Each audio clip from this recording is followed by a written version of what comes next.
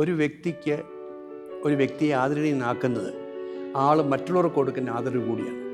നമ്മൾ പട്ടംകൊട എന്ന് പറയുന്നത് ഒരു അധികാരം കൈമാറുന്നതല്ല, നേരെ മറിച്ച് ശുശ്രൂഷയിൽ പങ്കാളികളാണ്. അതെ, ഒരു ശുശ്രൂഷ പങ്കാളികളല്ല.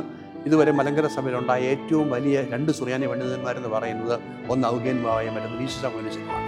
അത്രയും സുറിയാനി അറിയാവുന്ന ആരും നമ്മുടെ സഭയിൽ ഉണ്ടായിട്ടില്ല. വെച്ചാൽ അത് പിന്നെ ഈ സഭയുടെ ചരിത്രത്തിൽ ഇങ്ങനെ അപ്സ് ആൻഡ് ഡൗൺസ് ഉണ്ടായിട്ടുണ്ട്.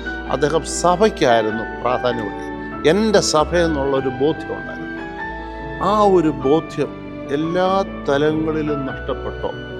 എൻ്റെ സഭയുടെ പരമാധ്യക്ഷൻ അദ്ദേഹത്തിന് തെറ്റോ കുറവോ വരാതെ അദ്ദേഹത്തെ സംരക്ഷിക്കേണ്ടത് ഒരു മക്കളെന്നുള്ള നിലയിൽ ഞങ്ങളുടെ കടമയാണ്, ഉത്തരവാദിത്തമാകുന്ന ബോധ്യം നഷ്ടപ്പെട്ടോ ഇല്ലയോ എന്നുള്ളത്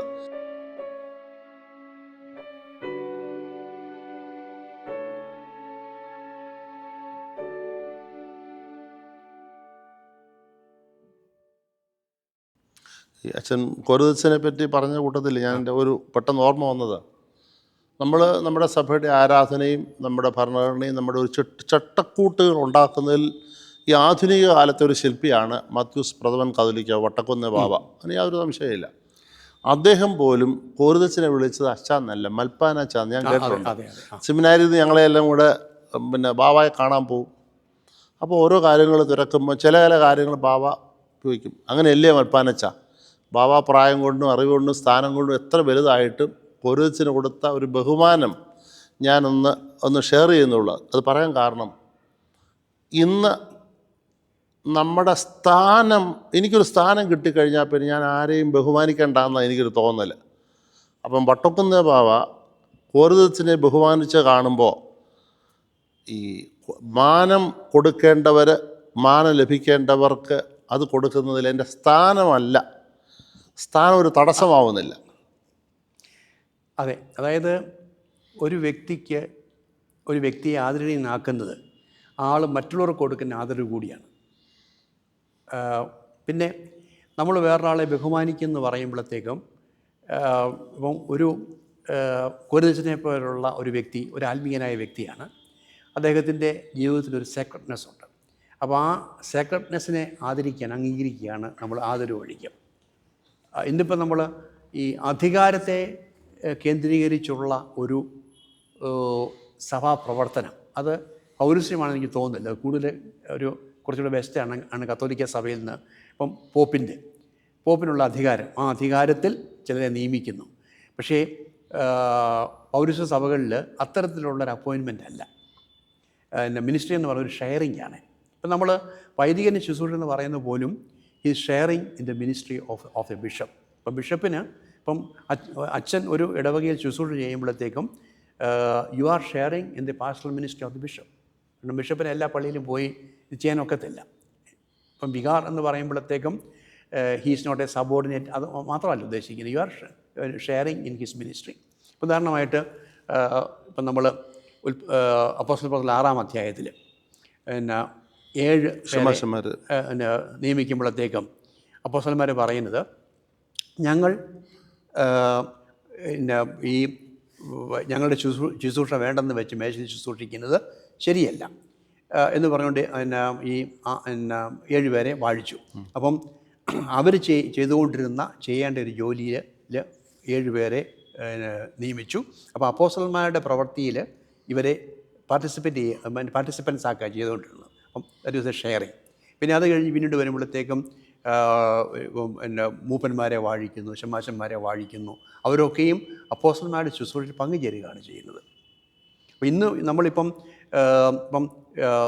കർത്താവ് തന്നെ അപ്പോസ്തലന്മാരെ വിളിച്ചു, തന്നോടുകൂടി ഇരിക്കേണ്ടതിനും ഭൂതങ്ങളെ പുറത്താക്കേണ്ടതിനും പഠിപ്പിക്കേണ്ടതിനും അവൻ 12 പേരെ നിയമിച്ചു. അപ്പം കർത്താവ് ചെയ്യുന്ന ജോലിയായിരുന്നു ഉപദേശിക്കുന്നതും ഭൂതങ്ങളെ പുറത്താക്കുന്നതും. ആ ശുശ്രൂഷ ഇവരെ കർത്താവിന് പങ്കുചേർക്കുകയാണ് ചെയ്യുന്നത്. 12 were made participants in Christ's ministry. Equal.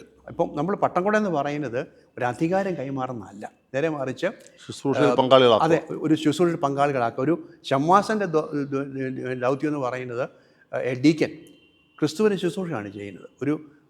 ഒരു പ്രസ്ബിറ്ററി ചെയ്യുന്ന ക്രിസ്തുവിൻ്റെ ശുശ്രൂഷയാണ്, മേൽപ്പട്ടക്കാരൻ ചെയ്യുന്ന ക്രിസ്തുവിൻ്റെ ശുശ്രൂഷയാണ്. അത് വിവിധ തലത്തിൽ കാണും. ആ ശുശ്രൂഷയിൽ പങ്കുചേരുകയാണ് ചെയ്യുന്നത്. അത് അത് തുടരുന്ന പ്രക്രിയയ്ക്കാണ് നമ്മൾ ഓർഡിനേഷൻ എന്ന് പറയുന്നത്. ഓർഡിനേഷൻ എന്ന് പറയുമ്പം ഒരു അധികാരം നൽകുകയല്ല ചെയ്യുന്നത്. അധികാരം എന്ന് പറയുന്നത് ആത്മീയമായ അധികാരമാണ്. ഒരു ഒരു പിതാവിന് ഉള്ള അധികാരം എന്ന് പറയുന്നത് സ്നേഹത്തിൽ അധിഷ്ഠിതമായ ഒരു അധികാരമാണ്. നമ്മളെപ്പോഴും വൈദികരെ പറ്റി പിതാവെന്നാണ് പറയുന്നത്. അതെ അതെ. അച്ഛൻ നമ്മളിപ്പോൾ സംസാരത്തിൽ ആരാധനയാണ് നമ്മുടെ മെയിൻ വിഷയം. ആ കൂട്ടത്തിൽ നമ്മൾ കോരുതച്ഛനെ പറഞ്ഞു. ആ കൂട്ടത്തിൽ ഒരാളെ കൂടി ഞാനൊന്ന് ഓർക്കുക. പൗലോസ് മാർ ഗ്രിഗോറിയോസ് അദ്ദേഹത്തിൻ്റെ തിരുസാന്നിധ്യമുള്ള ഒരു സ്ഥലമാണ് ഇവിടെ. 18 ഭാഷകൾ സംസാരിക്കാൻ കഴിവുള്ള ലോകപ്രശസ്തനായ ഒരു മഹൽ വ്യക്തി അന്നത്തെ കാതോലിക്ക ബാവായ്ക്കൊക്കെ കൊടുക്കുന്ന ഒരു ബഹുമാനവും ആദരവും ഞാൻ നേരിട്ട് കണ്ടു. പബ്ലിക് മീറ്റിങ്ങൊക്കെ വരുമ്പോൾ ബാവ അവിടെ വന്നിരിക്കുവാണെങ്കിൽ തിരുമേനി വന്നിട്ട് ബാവായുടെ മാലയൊക്കെ ഒന്ന് പിടിച്ചിടും. എന്തിനാ? അദ്ദേഹം ആ പബ്ലിക് മീറ്റിംഗ് വരുമ്പോൾ മറ്റാളുകളുടെ മുമ്പാകെ എൻ്റെ സഭയുടെ പരമാധ്യക്ഷന് ഈ വിധത്തിലുള്ള ഒരു ഇമേജ്, അതൊക്കെ ഇന്ന് അങ്ങനെ ബാക്കിയുള്ളവർ ചിന്തിക്കുന്നു എന്നുള്ളത് ഞാൻ ഒരു സംശയം പോലെ ചോദിക്കുക. ഇതെൻ്റെ സഭയുടെ പരമാധ്യക്ഷനാണ്. ഇപ്പോൾ നമ്മൾ ചിന്തിക്കുന്നത് നമ്മളെല്ലാവരും വൺ എമംഗ് ഈക്വൽ എന്നുള്ളൊരു ചിന്തയിലേക്ക് വന്നോ? എൻ്റെ സഭയുടെ പരമാധ്യക്ഷനാണ് ഈ പബ്ലിക്കിനെ അഡ്രസ്സ് ചെയ്യാൻ പോകുന്നുള്ള ബോധത്തിൽ തിരുമേനി വന്ന് മാലയൊക്കെ പിടിച്ചെടുന്നു. പോപ്പ് കോട്ടയത്ത് വന്നപ്പോൾ ബാവ എവിടെയായിരിക്കണം, പോപ്പ് എവിടെയായിരിക്കണം, ഇതെല്ലാം കൃത്യമായിട്ട് തിരുമേനിയാണ് അത് ചെയ്ത്. അപ്പോൾ തിരുമേനി അവിടെ ശ്രദ്ധിച്ചത് തിരുമേനിയുടെ സ്വാധീനം കൊണ്ടും പ്രേരണ കൊണ്ടും ആയിരിക്കാം വന്നത്, എനിക്കറിയാൻ പാടില്ല. പക്ഷേ എങ്കിലും അദ്ദേഹം സഭയ്ക്കായിരുന്നു പ്രാധാന്യം. വഴി എൻ്റെ സഭ എന്നുള്ളൊരു ബോധ്യം ഉണ്ടായിരുന്നു. ആ ഒരു ബോധ്യം എല്ലാ തലങ്ങളിലും നഷ്ടപ്പെട്ടോ? എൻ്റെ സഭയുടെ പരമാധ്യക്ഷൻ അദ്ദേഹത്തിന് തെറ്റോ കുറവോ വരാതെ അദ്ദേഹത്തെ സംരക്ഷിക്കേണ്ടത് ഒരു മക്കളെന്നുള്ള നിലയിൽ ഞങ്ങളുടെ കടമയാണ്, ഉത്തരവാദിത്തമാണെന്നുള്ള ബോധ്യം നഷ്ടപ്പെട്ടോ ഇല്ലയോ എന്നുള്ളത് എനിക്കൊരു സംശയം തോന്നുന്നതും ഷെയർ ചെയ്യുക. അപ്പം ഗ്രിഗോറിയോസ് തിരുമേനിയുടെ പിന്നെ വേർപാടെന്ന് പറയുന്നത് ഒരു സഭയെ സംബന്ധിച്ച് ഒരു വലിയ നഷ്ടമാണ്. അദ്ദേഹത്തെ ഇനി പകരം വയ്ക്കാനായിട്ട് വേറൊരാളെ നമുക്ക് കിട്ടിയിട്ടില്ലെന്നൊരു ഒരു ശരിയാണ്. മാത്രമല്ല അന്നത്തെ തലമുറയിൽ പല പിതാക്കന്മാരുണ്ടായിരുന്നു നമുക്ക് പിന്നെ വളരെയേറെ മാതൃകയാക്കാവുന്ന, ആദരിക്കുന്ന ഒന്നാണ്. പിന്നെ കോട്ടയത്തെ മാത്യൂസ് മാർ ഇവാനിയോസ് മെത്രാപ്പൊലീത്ത പാറയുടെ തിരുമേനിയെ പോലെ തന്നെ ആളുകൾ സ്നേഹിക്കുകയും ബഹുമാനിക്കുകയും ചെയ്ത വ്യക്തിയാണ് ദാനിയേൽ മാർ പീലക്സിയോസ് തിരുമേനി. അവരുടെയൊക്കെ നിലപാട്, അവർക്ക് ശക്തമായ നിലപാടുണ്ടായിരുന്നു. അവരുടെ വാക്കുകളെ ആളുകൾ അംഗീകരിച്ചിരുന്നു, ബഹുമാനിച്ചിരുന്നു. പക്ഷേ ഇന്നിപ്പം അതില്ലെന്നുള്ളൊരു വാസ്തവമാണ്. അതിൻ്റെ കാരണം എനിക്കറിഞ്ഞുകൂടെ, ഞാൻ അതിനെക്കുറിച്ച് കൂടുതൽ പറയുന്നില്ല. പക്ഷേ ഇതൊക്കെ പറയുന്നത് ഇതൊരു വിമർശനത്തിനല്ല.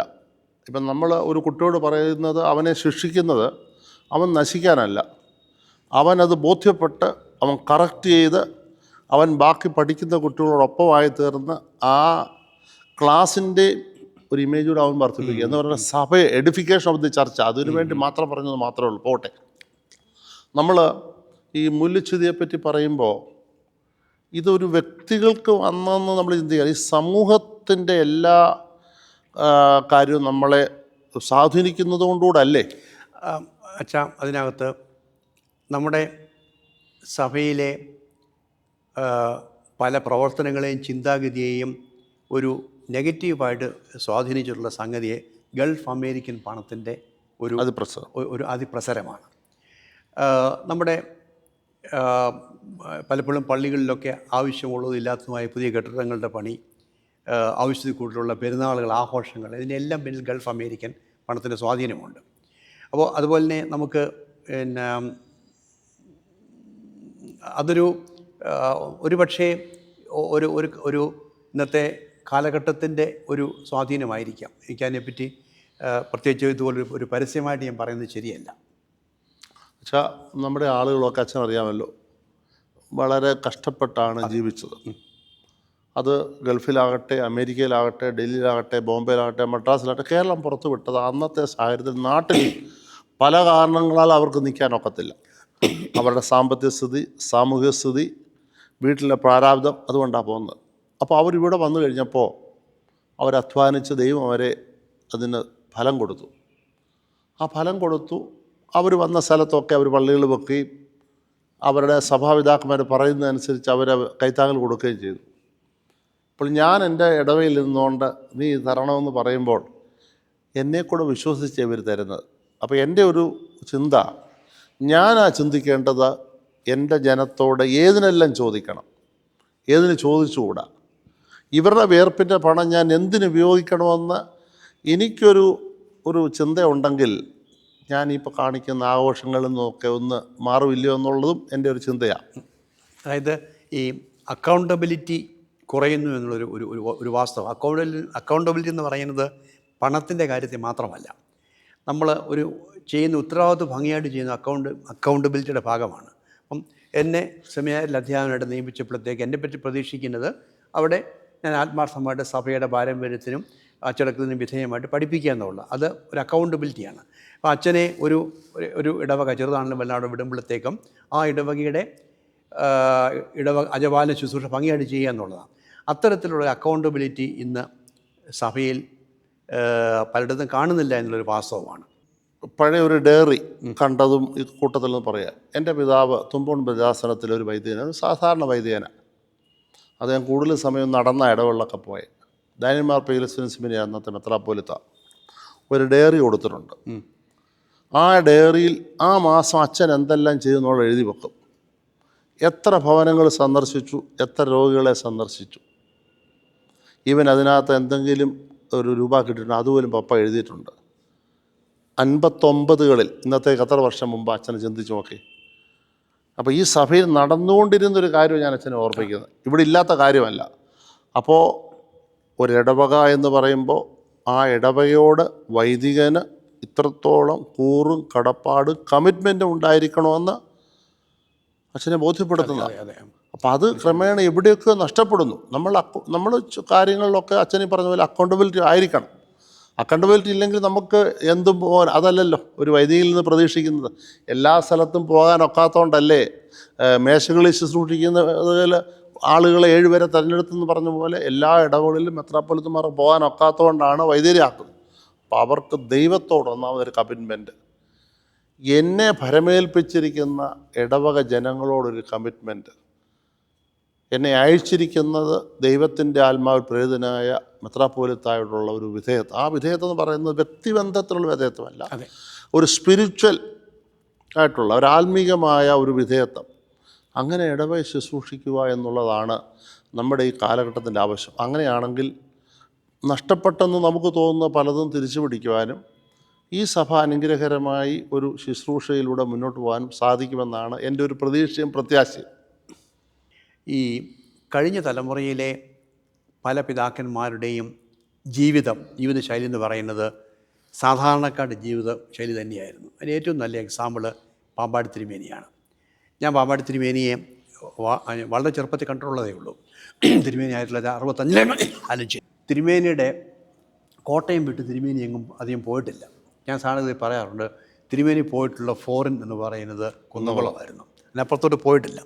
ഇന്നത്തെ രീതിയിലുള്ള കല്യാണം ശവടത്തിനൊന്നും തിരുമേനി പോകാറില്ലായിരുന്നു. തിരുമേനിയുടെ ആദ്യകാലത്തെ വാഹനം എന്ന് പറയുന്നത് കഴുതയായിരുന്നു. ഞാൻ ഒരിക്കലും കണ്ടിട്ടില്ല, അത് എൻ്റെ വീട്ടിലൊക്കെ പറഞ്ഞ് കേട്ടിട്ടുണ്ട്. തിരുമേനി പാമ്പാടി എന്നും വാഴൂരും ഒക്കെ ചെല്ലുമ്പോഴത്തേക്ക് വരുന്നത് കഴുതപ്പുറത്തായിരുന്നു.